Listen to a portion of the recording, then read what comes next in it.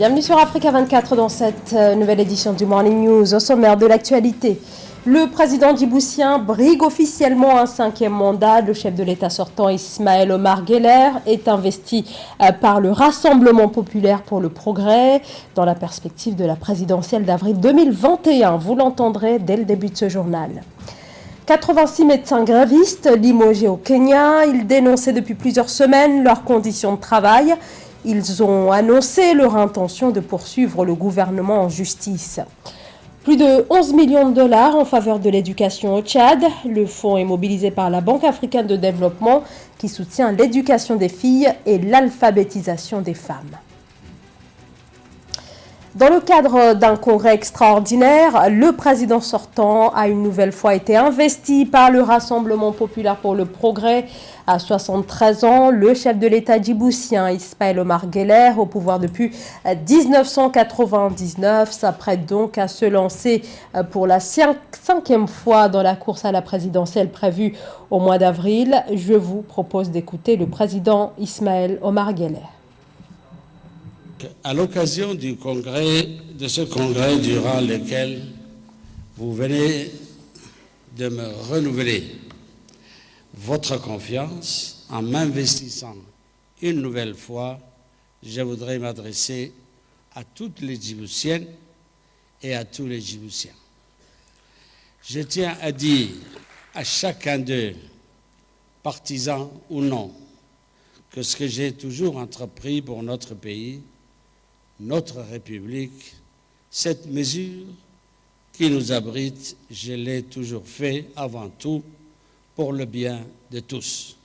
Garantir notre souveraineté, sauvegarder la paix et la sécurité. Un pays, c'est comme une maison. Cela se construit sur des fondations qui se doivent d'être les plus solides, afin de permettre à chaque génération de continuer à bâtir toujours plus haut. Ces fondations sont nos valeurs communes, celles qui garantissent à chaque Djiboutienne et Djiboutien sa place à part entière dans la société. Les projets de société sont un cas eux comme ces briques qui forment les murs. Dans le Rassemblement populaire pour le progrès, notre projet politique se veut un foyer large, accueillant, au fondement solide, un foyer qui rassure.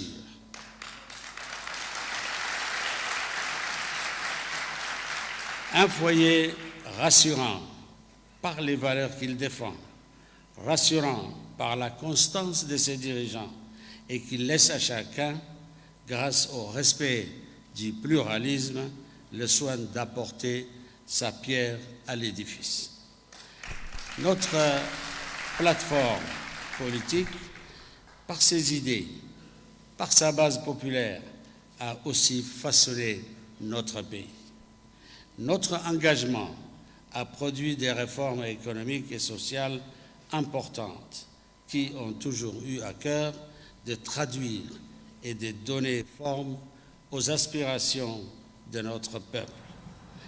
La révision des listes électorales fait polémique en République du Congo à quelques mois de l'élection présidentielle, surtout depuis la nomination contestée des nouveaux membres de l'organe en charge des élections. L'opération de révision est déjà en cours et doit se poursuivre jusqu'au 16 février. L'opposition dénonce une manœuvre visant à bloquer l'alternance. Reportage de notre correspondant Deva Pansou.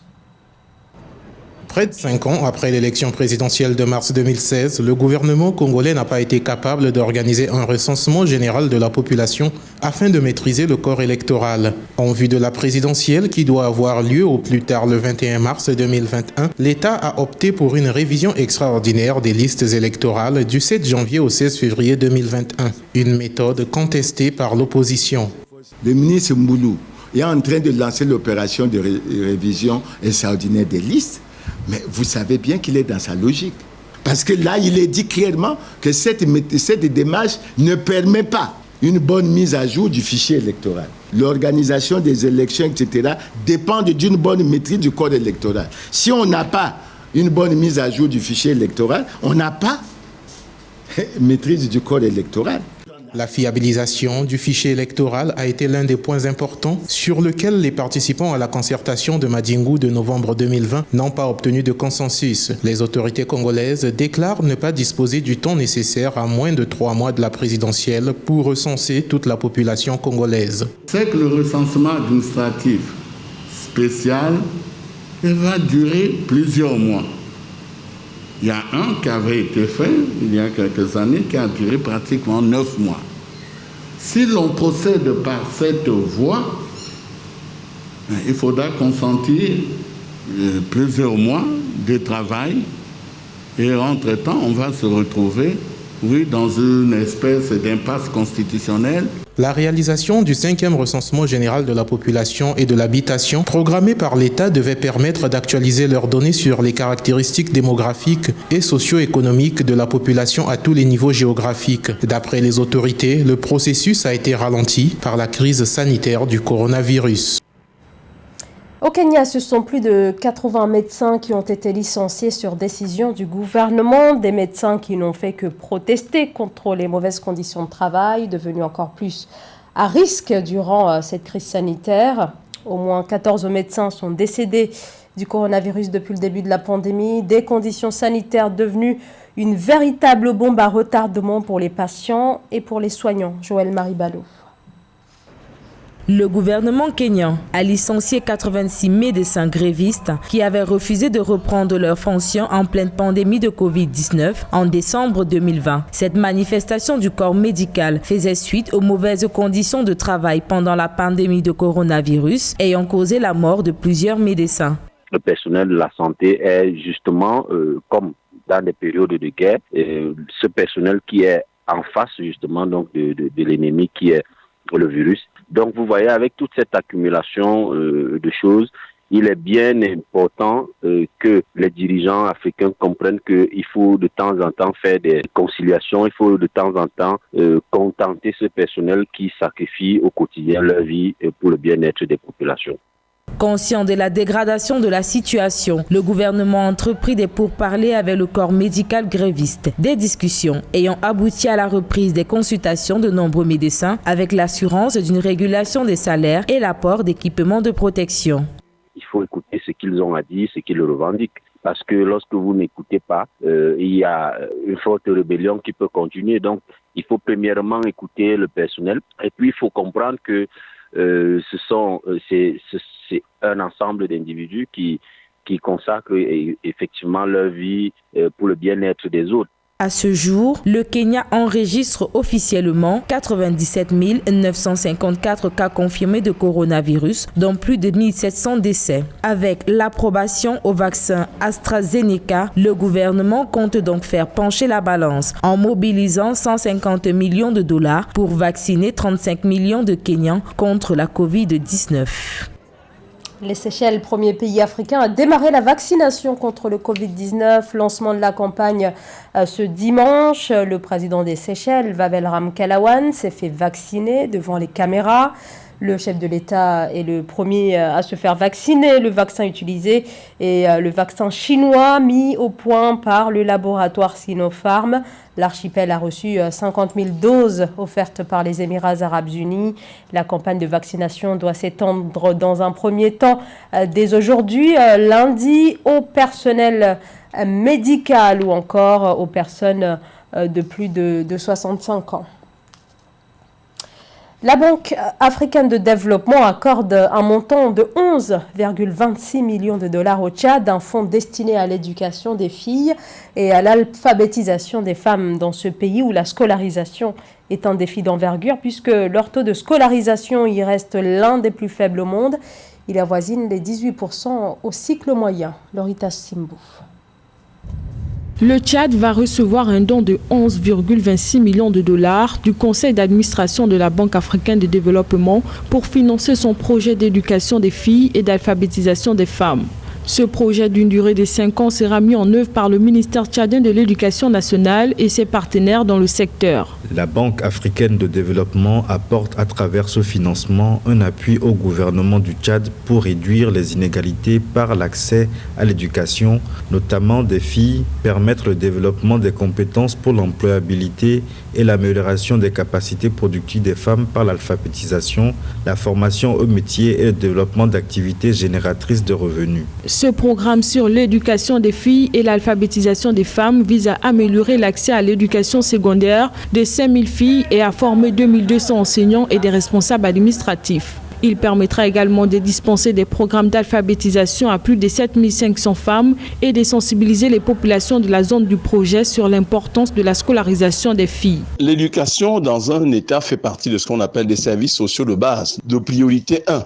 Cet appui, c'est 11,6 millions de dollars américains mis à la disposition du gouvernement tchadien. C'est déjà une bonne chose, on n'a pas à cracher dessus, mais le montant n'est pas très grand, il est résiduel. À charge au gouvernement tchadien maintenant de dégager dans son budget général des lignes de financement conséquents qu'il mettra à la disposition du système éducatif pour qu'on puisse former à la fois les formateurs, dont on va se retrouver face à la formation des formateurs.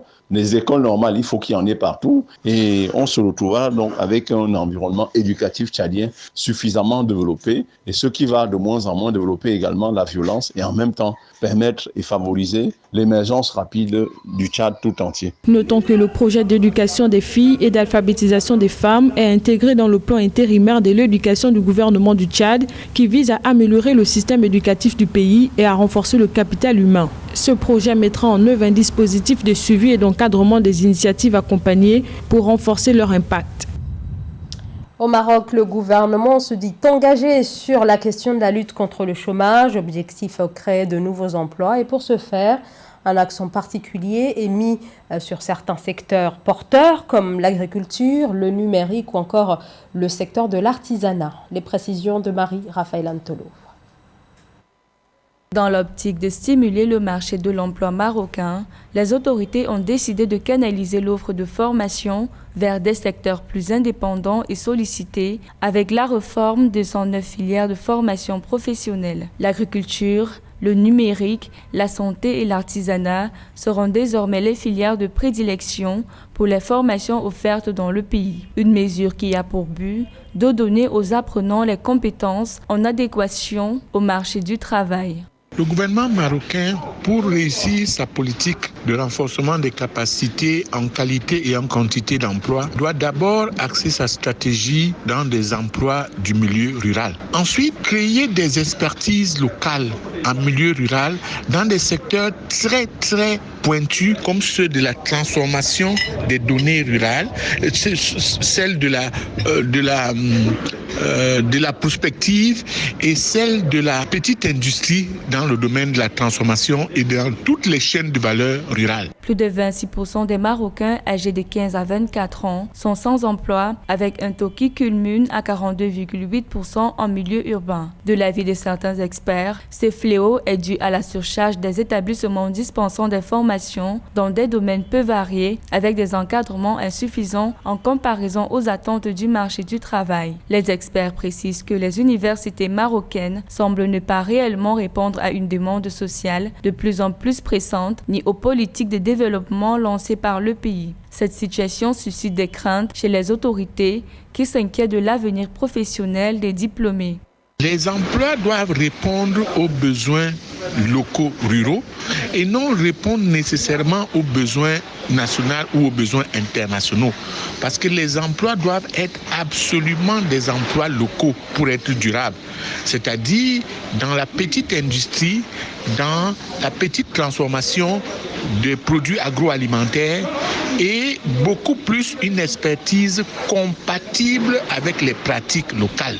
Notons que 15% de la totalité des filières enseignées seront maintenues, 42% reformées et les 43 restants seront remplacés par des nouvelles filières dans les domaines soulignés par les autorités nationales. Ce réaménagement est en conformité avec la nouvelle feuille de route dédiée au développement de la formation professionnelle dont le but est de développer l'employabilité des apprenants selon la note du ministre de l'Éducation nationale, de la formation professionnelle, de l'enseignement supérieur et de la recherche scientifique marocain.